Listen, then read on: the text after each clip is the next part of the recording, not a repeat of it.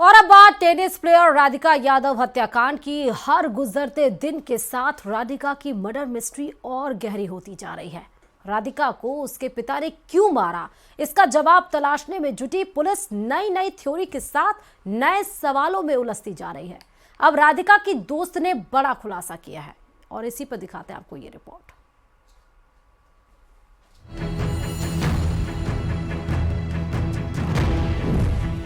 Radhika murder case में कितने पेच?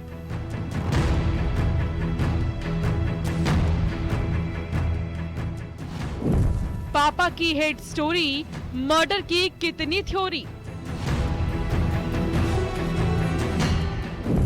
सहेली ने उलझाई पहेली।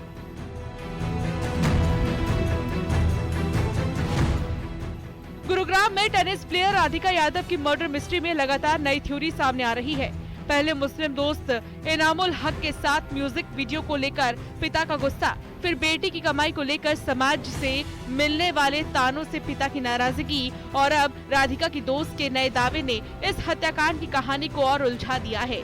राधिका की दोस्त हिमांशिका ने बड़ा दावा किया कि हिमांशिका का कहना है कि पूरी प्लानिंग के तहत राधिका की हत्या की गई। हिमांशिका के मुताबिक राधिका के मर्डर का प्लान 3 दिन से बनाया जा रहा था। राधिका के पापा उसे मारने के लिए पिस्टल लेकर आए, फिर पूरी प्लानिंग के तहत राधिका के भाई को बाहर भेजा गया और उसकी मां को किसी और कमरे में रखा गया। मैं कल उसके घर गई हूँ तो मुझे पता चला है कि एक्चुअली उसका मर्डर पिछले 3 दिनों से प्लान हो रहा था। एंड वहां जाके मुझे ये चीज पता लगती है कि उसके डैड एक्चुअली 3 दिनों से उसकी डेथ प्लान कर रहे थे। इग्नू रिवॉल्वर लेकर आए थे एंड बस उसकी मॉम को दूसरे कमरे में रखा था, उसके भाई को किसी बहाने से बाहर भेज दिया गया था। राधिका के पास एक डॉग है लूना एंड वो पिटबुल है, तो मतलब she would have also saved her, but उसको भी घर से थोड़ा बाहर रखा गया था and he waited for the right moment और पीछे से मार दिया। हिमांशिका सिंह राजपूत ने राधिका और उसके माता पिता के व्यवहार को लेकर भी चौंकाने वाले खुलासे किए।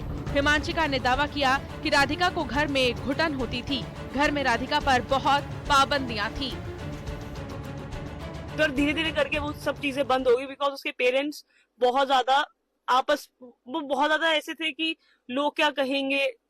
उनके पास हमेशा से ही सोसाइटल प्रेशर बहुत ज्यादा था और वो हमेशा से ही ऑर्थोडॉक्स थे, मतलब रोका टोकी हर चीज में रहती थी। मतलब मैं और राधिका हमने I think we started playing in back 2012 या 13 में।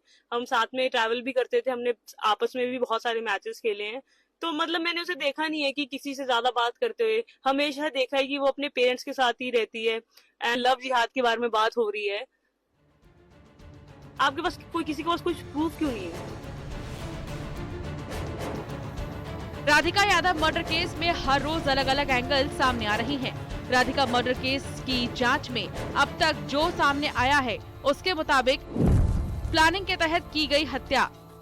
15 दिन से बाप और बेटी के बीच बहस हो रही थी। लोगों के तानों से तंग आ चुका था आरोपी पिता दीपक।